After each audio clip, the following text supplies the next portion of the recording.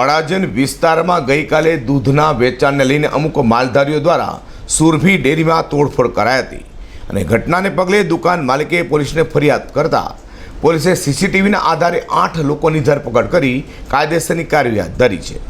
ઉલ્લેખનીય બાબત એ છે કે તોડફોડના સીસીટીવી સામે આવ્યા હતા, જેના આધારે 15 જેટલા સામે ગુનો નોંધાયો હતો, જેમાં 8 લોકોની ધરપકડ કરાઈ છે। સુરત શહેરમાં અવારનવાર કોઈના કોઈ મુદ્દે તોડફોડ થતી હોવાની ઘટના સામે આવી છે। તેમાં બુધવારે માલધારી સમાજ દ્વારા દૂધના વેચાણને બંધ રાખવાનું એલાન કર્યું હતું, જેમાં સુરત શહેરના તમામ માલધારી સમાજ દ્વારા એક દિવસીય દૂધ નહીં આપી સરકારે બનાવેલો કાયદો પાછો ખેંચવાની માંગ કરી હતી, જેના સમર્થનમાં સમગ્ર સુરત શહેરમાં માલધારી સમાજ દ્વારા દૂધ બંધ કરી દેવામાં આવ્યું હતું।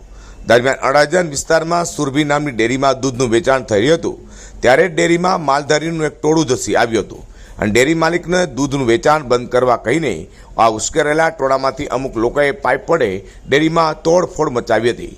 ડેરીમાં 80,000થી પણ વધુનું નુકસાન કર્યું હતું। સમગ્ર ઘટના હાલ ડેરીના સીસીટીવીમાં કેમેરામાં થઈ હતી, જેથી ડેરી માલિકે પોલીસને જાણ કરતા પોલીસે તાત્કાલિક ઘટના સ્થળે પહોંચી આવી હતી। પોલીસે તાત્કાલિક આ ઘટનામાં ડેરીના સીસીટીવી ફૂટેજ મેળવી તપાસ શરૂ કરી હતી, જે સીસીટીવીમાં 15થી 20 જેટલા માલધારીઓ ડેરીને હાલ નુકસાન પહોંચાડી રહ્યા હતા। સીસીટીવી ફૂટેજના આધારે નામજોગ ફરિયાદ દાખલ કરાઈ હતી અને 8 આરોપીની હાલ પોલીસે ધરપકડ કરી છે।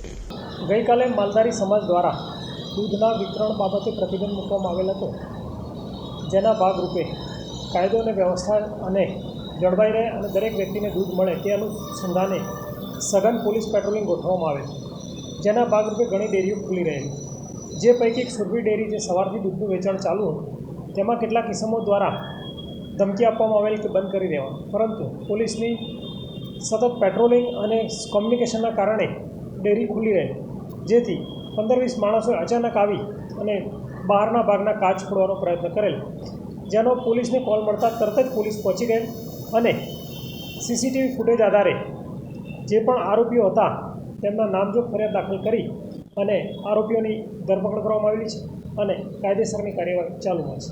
સર, આમાં કેટલા આરોપીઓને એરેસ્ટ કરવામાં આવ્યા છે અને શું તોડફોડ કરવામાં આવી છે?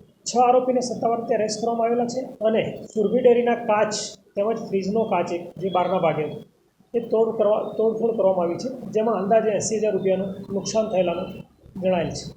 મહત્વની બાબત એ છે કે જે રીતે એક દિવસનું દૂધ બંધ રાખવાને કારણે સુરત શહેરમાં અનેક જગ્યાએ તોડફોડની ઘટનાઓ બની હતી, જેના કારણે પોલીસને પણ સતર્કતા દાખવી પેટ્રોલિંગમાં વધારો કર્યો હતો। તેમાં અડાજણ વિસ્તારમાં સુરભી ડેરીમાં તોડફોડની ઘટના બનવા પામી છે।